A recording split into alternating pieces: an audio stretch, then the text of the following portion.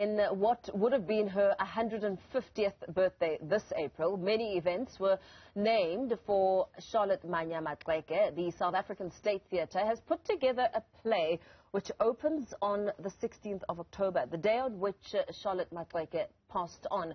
The play was written by Napo Masheane and directed by Mapula Setlhako, with Manakomba as the lead, playing the pivotal role of Mme Charlotte Mannya-Maxeke. The biographic theatre piece titled Tsogo, the Rise of Charlotte Mannya-Maxeke, premieres on the 14th of October and runs up until the end of October on the 31st. For more on this, to give us a little bit more, we're joined by director Mapula Setlhako and Manakomba, the actress who plays Charlotte Mannya-Maxeke. And of course, very good morning to you. Thank you so much for joining us.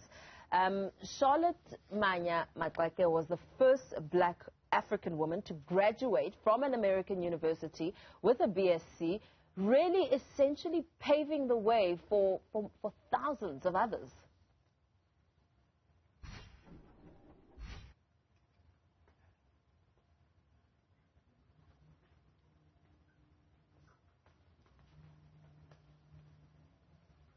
I'm not sure if you managed to hear me there, but let's talk about the role of Charlotte Maxeke and how just being educated and being ambitious and really standing the test of time has influenced many generations down the line. I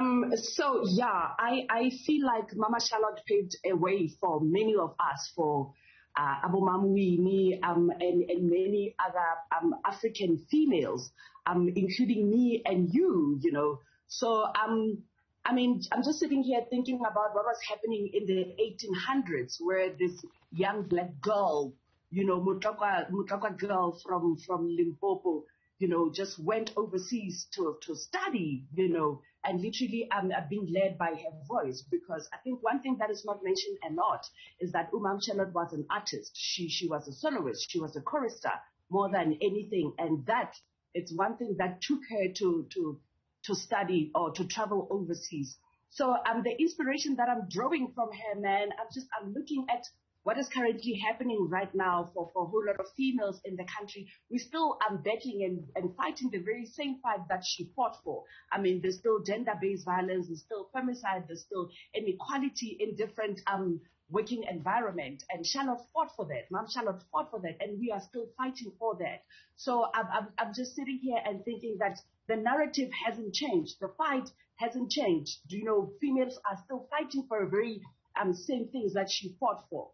So just drawing from her as an intellectual, as an academic, as a woman who believed in God, as a politician, as an activist, I mean, there is just so much that, you know, young females can learn a lot from Mom Charlotte. And Mom Charlotte excelled in all fields of academia. And, you know, you speak about a woman who followed God. Church and spirituality was also a huge part of the woman that she was. Let's talk about some of the elements of the play and what you touch on in delivering a message to young people, to women, and educating South Africans about this historical treasure. So, she did a lot of things, and also looking at the time of a play, we couldn't cover everything that she has done. But how we tell the story is that it's told through 7 female actresses who are constantly on stage. So we tell her story through 7 milestones of her life. So each and every female actress on stage is representing a milestone of Charlotte. So all of them are wearing 7 different hats of Charlotte, from when she was young and she grew up. She became a young woman who studied education. She was a teacher, and then she started singing, and then after singing she started traveling overseas, and then she went to university. She graduated, she wore that hat, and then after that she embarked on religion and became the first person or woman to bring A&E to South African shores. And then after that, she got married. So we also cover that hat that she wore as a mother, as a and as a woman, as a sister. And we also go to the last one, which she was a politician, she was an activist. That's also a different hurt. So it was a bit tricky for a theatrical play to cover all the milestones, but the writer was smart enough to write for each and every single milestone that Charlotte lived. You know, we tried so much to cover everything. Yeah, but the intention is to expand it later into a documentary series where we can actually literally go into depth. As you speak about these milestones, we know that she was honored as the mother of black freedom in South Africa and really making tremendous strides in moving the nation forward, moving women forward, often carrying others as she advanced in the different stages of her career and her life. What are some of the emotions that you depict within the the milestones that you try and narrate as we try and get an understanding of Charlotte Mannya-Maxeke, the woman, the lover of South Africa and freedom and equality? I think the first emotional roller coaster for me is when I got to experience that she was married to this awesome man, Mapula Setlhako, and the kind of relationship that they had was just so liberated.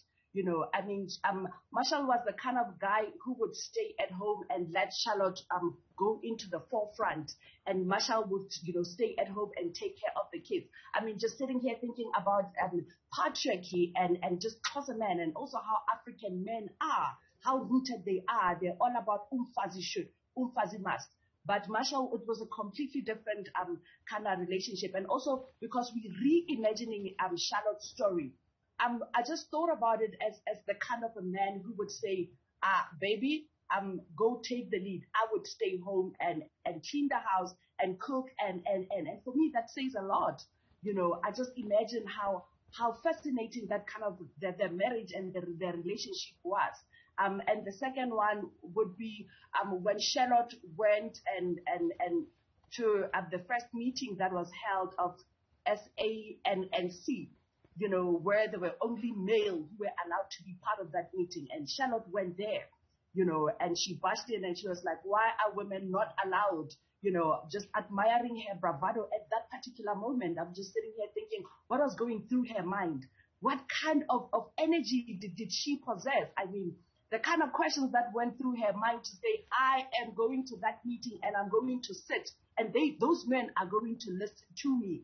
I mean, thinking about back in the days in the 1800s where women's place was in the kitchen, but she went against the odds and said, this is what I want to do, this is who I am, and this is what I want to achieve, and this is what I want to say. So I feel like she gave voices. She gave voices to so many black women. And what worries me currently is that, I mean, I meet a whole lot of young black females who don't even know who Charlotte is, you know, and I'm like, I was listening to some youth radio station the other day, and the traffic presenter was trying to call Charlotte's name, and she kept on saying, and that just, you know, it kind of like icked me. It pisses me off that, oh my God, there's still people in this day and age who do not know who Mama Charlotte is. So I feel like Tsogo came at the right time, man.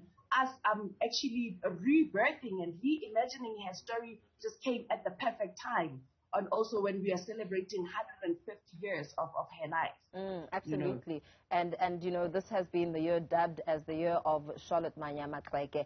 Let's talk about access to watching this series and really allowing South Africans to get to know exactly who she is and what she stood for, as this is a woman who has been cemented in the history of South Africa as a visionary, a religious woman, political activist, and so forth.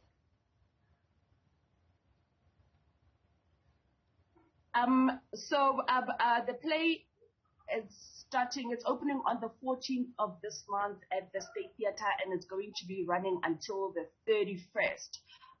But we are envisioning or planning that we'll be able to take it all over South Africa, because this is not only a story that must be shared in Johannesburg. I mean, we want to take it to Mahikeng, where I originally come from. So I want to take it to Mabana, I want to take it to Pekhoffs in Bloemfontein, I want to take it to Durban, I want to take it to Cape Town, so we get to educate the nation about Charlotte Maxeke. I'm also looking at actually been taking it to the high school, taking it to different university or high institutions where we could, sit with the learners and actually dig deeper into Charlotte, because this is the history that needs to be archived, for the future generation that is still to come. So that is our plan and our vision with Charlotte. I mean, we're imagining it as just one of those places that are going to have the kind of longevity or the run like your Umoja and the Lion King. So that's the picture of Charlotte that we have. All the best to you. It sounds amazing. Director of Tsogo, the Rise of Charlotte Mannya-Maxeke, Mapula Setlhako, speaking about the importance of telling the story of Charlotte Maxeke. Who was she? What did she stand for? Really just ironing out that some of the milestones that will be conveyed through this theatre piece will speak to the different stages of a powerful, phenomenal woman that really speaks to the vision of South Africa and women in South Africa, speaking there about Charlotte Maxeke.